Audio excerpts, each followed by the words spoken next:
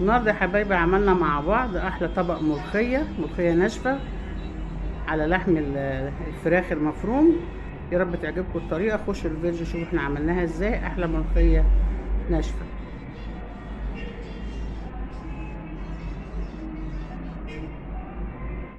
السلام عليكم، ازيكم يا حبايبي، عاملين ايه؟ ان شاء الله يا حبايبي هعمل معاكم النهارده شويه ملوخيه ناشفين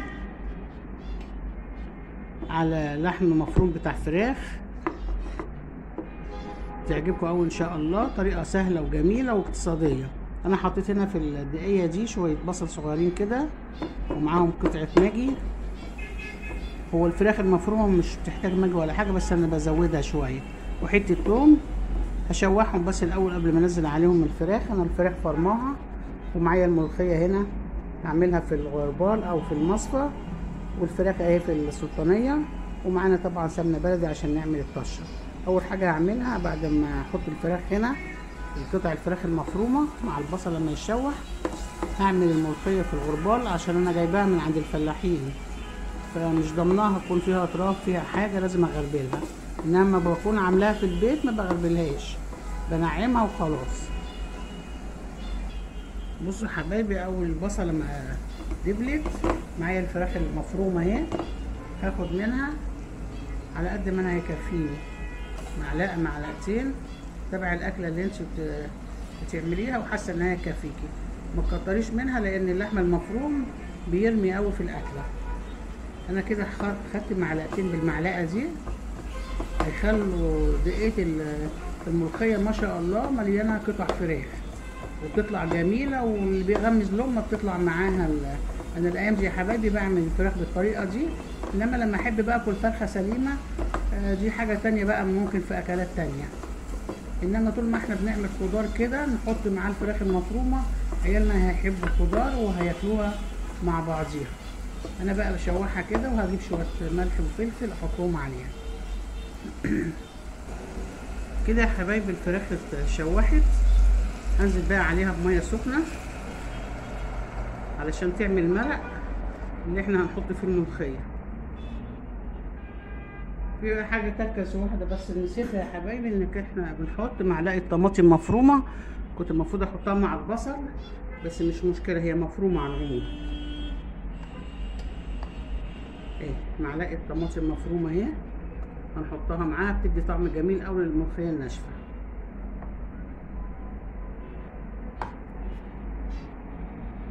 وزي ما انتم شايفين كده يا حبايبي انا حطيته في المنخل ده وبغربله بقى كده عشان يبقى ناعم.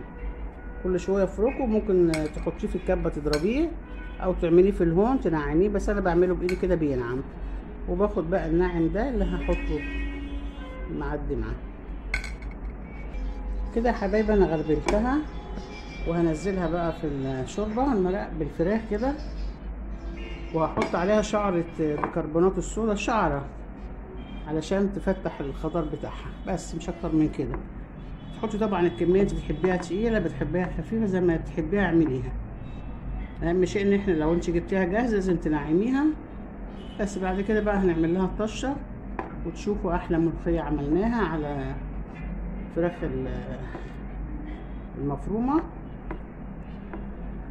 لو حسينا هي تقيله ممكن تزوديها شويه ميه سخنه، لان هي فيها طبعا الفراخ وفيها كمان حاطه كمان معزها بفص ماجي مع الطماطم زي العسل. مش ما تقلقيش من الميه، اما تحبي تزوديها لو هي تقيله معاكي مظبوطه يبقى خلاص كده عملنا.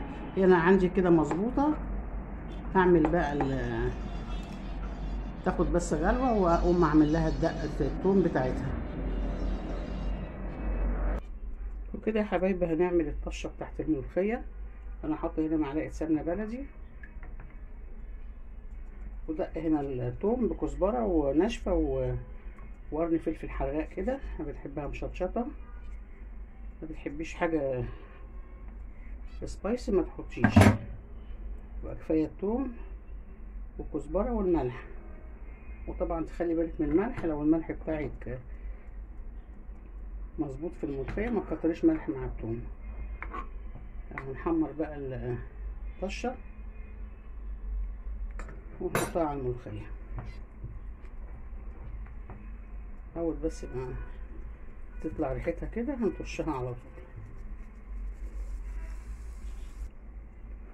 وكده يا حبايبي الطوبة خلصت، مع ان وقعت كلها على البوتاجاز ازاي، اتقلبت الطاسة. الحمد لله والشكر لله على كل شيء. فزودت لها تاني حتة سمنة علشان السمنة اللي وقعت على البوتاجاز. خير ان شاء الله. بس هنطشها بقى كده زي ما انتم شايفين. بسم الله الرحمن الرحيم. وكده خلصنا احلى ملوخية بتاعتنا الجميلة. يا رب تعجبكم الطريقة يا حبايبي، والى لقاء في فيديو قادم ان شاء الله.